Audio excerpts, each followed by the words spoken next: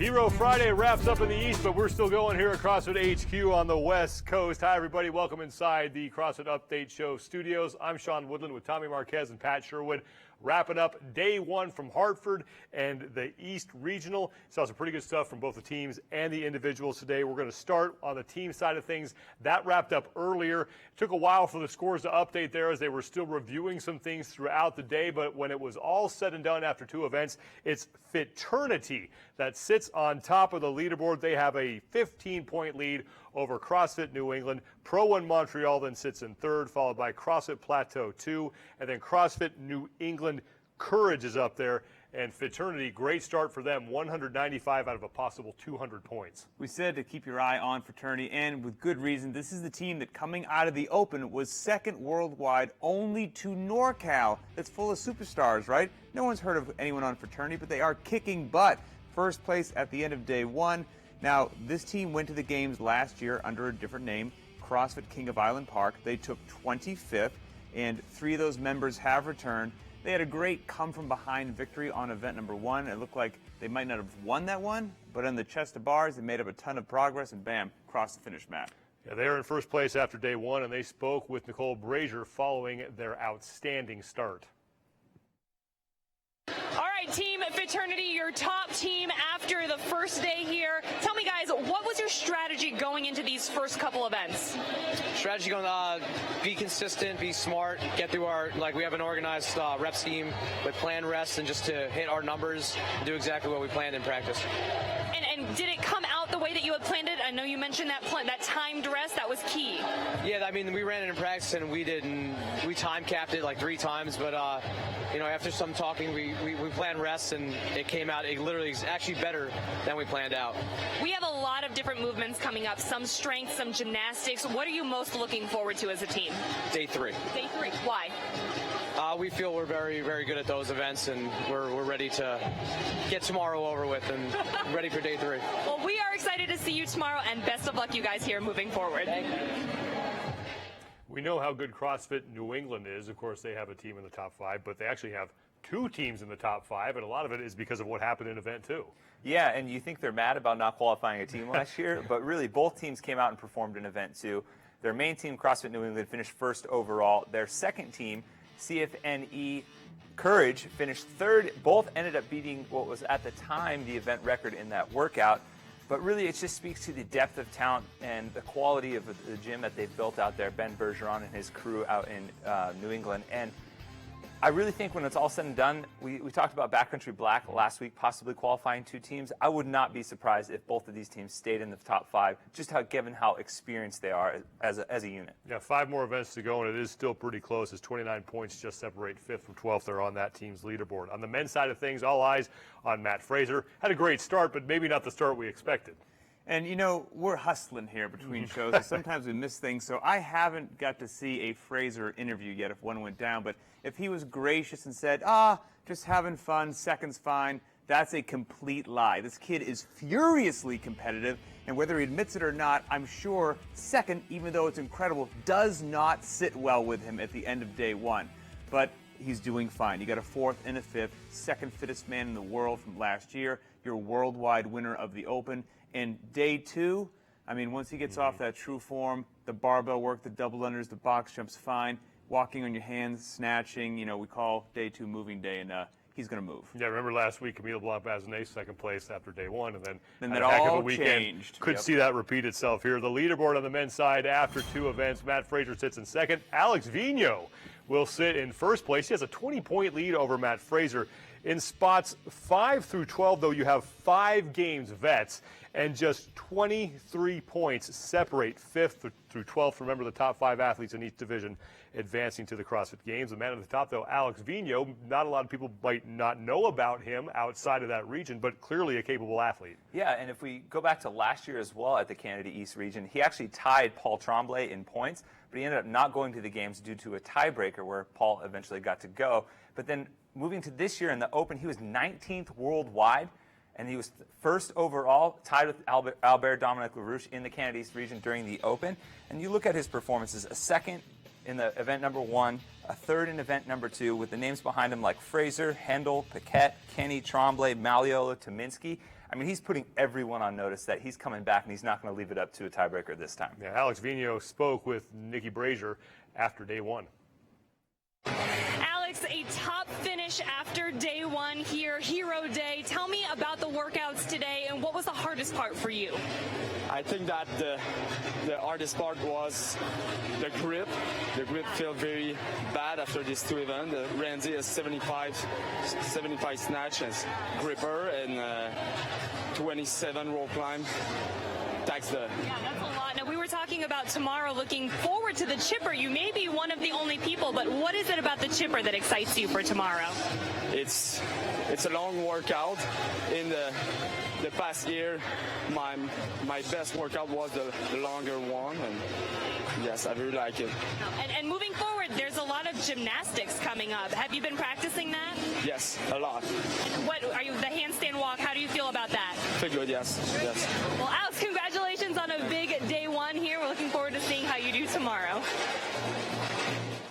Alex Vigneault sits in first. The man, though, in 4th place, Games veteran like Matt Fraser in 2nd is Spencer Hendel.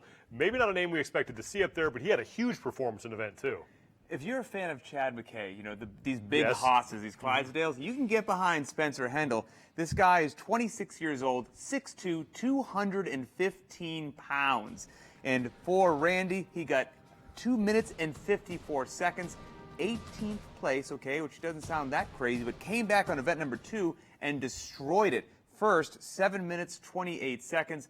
Now, this is a guy, if you're new to the sport, he's been to the games 4 times, but he missed the last 2 years in both 2013 and 2014. He took 4th both years, so 2 years in a row, just missed it by 1, and now back looking better than ever, and he's got a 305-pound snatch, so I'm sure he's looking forward to day number 2. Yeah, on the women's side of competition, they're still tabulating the scores, so we do not have the updated standings for you yet as far as the standings through 2 events are concerned. But there are a couple of veterans there that we've been keeping an eye on. Michelle Letendre came in 7th place into event number 2, and then Danny Horan, another Games vet, was 9th. Yeah, it was kind of not what we expected out of 2 multi-year Games athletes going into the first event in Randy, but really they composed themselves, showed why they're multi-year Games vets, came back, finished first for Danny Horan in event number 2, and Michelle Letendre comes back and finishes 2nd in that event. She's not a tall athlete, so the rope climbs aren't necessarily her kind of jam in that regard, but I still think it's impressive, and event 2's performance is much more indicative of what we're going to see out of these 2 athletes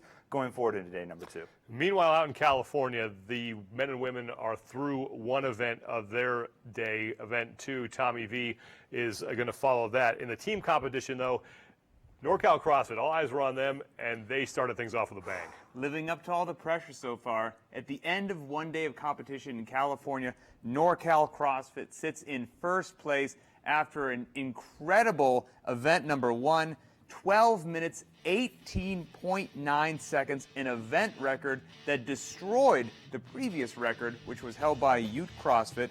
Their record was 13 minutes, 28 seconds, so this is over a minute faster.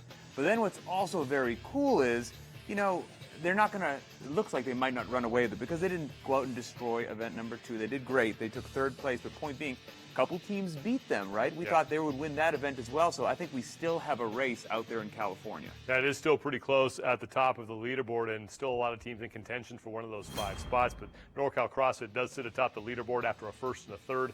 They have 190 points. Invictus, the defending Affiliate Cup champions, sit in that 5th and final spot going into the weekend with 158 points. Then behind them, just 36 points separate 5th from 12th, so plenty to be decided over the final 5 events. But it's NorCal CrossFit who take away the lead on day 1, and they spoke with Amanda Krenz.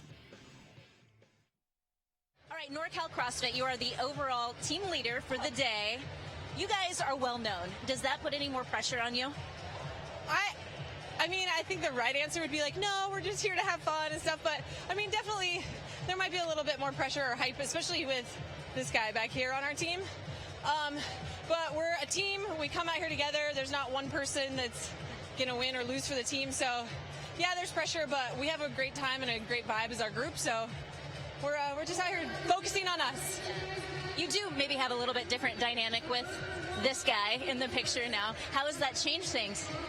it's changed things a little bit. There is a little bit more pressure with Jason, but at the same time, for the most part, this crew's been training together for years. So when we come out here, it's no different than what it's been in the gym for years now. So.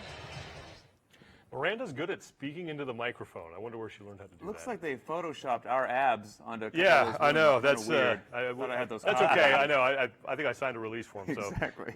Good to see that they're putting that to use. Invictus is in 5th place. They're the defending Affiliate Cup champions, but one of their members not at 100% here. Yeah, and one of their athletes, Heather Hippensteel, had a hand injury coming into there was some question on whether she would actually be able to take the floor. But you couple that with the loss of Rasmus Anderson going to the individual side, and I think they should be very happy with a 5th place after day number 1. They are the reigning champs, but I think seeing the level of competition on the floor there at Del Mar, their focus should maybe shift from trying to win this competition and being right up there with NorCal and kind of focusing on what they're doing, to really just kind of focusing on getting to the games, qualifying, make sure everyone's healthy by that point, and really just try to maintain that 5th through 3rd kind of position and not try and run with the big dogs. We've talked about 2 of the 3 stories that you brought to our attention this morning. The final one is a couple of veterans out there in the East Regional, and that's Dan Tominski and Austin Maliello. Yeah, and we were kind of wondering how they would both come back into the competition after Dan missed a year due to injury and Maliello missed a year to not qualifying. But both had pretty solid starts. They're not inside the top 5. Maliello had a much stronger finish in event 2 with a 4th. Tominski had a 13th and an 11th finish in the 2 events today. And I think really just kind of getting their feet wet. I think coming tomorrow with a longer event, and then we'll get to see the handstand walk and snatch. Both of these athletes are really experienced. Both of them proficient in the Olympic lifts, should be able to handle the chipper just fine. And I think we're going to see them kind of make a charge coming into day number 2 to try and maybe get around or at least within striking distance of that top 5. And we mentioned that the individuals in California are through Randy, and we have a new event record on the men's side, and it's Mr. Broflex himself. Dan Bailey goes out and rips through this thing in 2 minutes, 18 seconds. Good luck beating that. Exactly. I know we've got some competition left another weekend, but that's a tall order. Yeah, he said that one was in his wheelhouse, and he definitely called a shot there. He did not slow down at all, but I got to give him a little bit of flack. Our buddy Heber, who was filming him, beat him to the finish mat, so he kind of got beat on the sprint there at the end. I don't think Heber did 75 seconds for time. Maybe not, that, though. maybe So not. we'll give Dan the benefit of the doubt. That's going to do it for us in day 1 at the East Regional. We'll be back tomorrow to kick things off, the pregame show, and then action starts at 9 a.m. For Tommy Marquez and Pat Sherwood. I'm Sean Woodland. Day 2 of the East Regional on Saturday should be a lot of fun.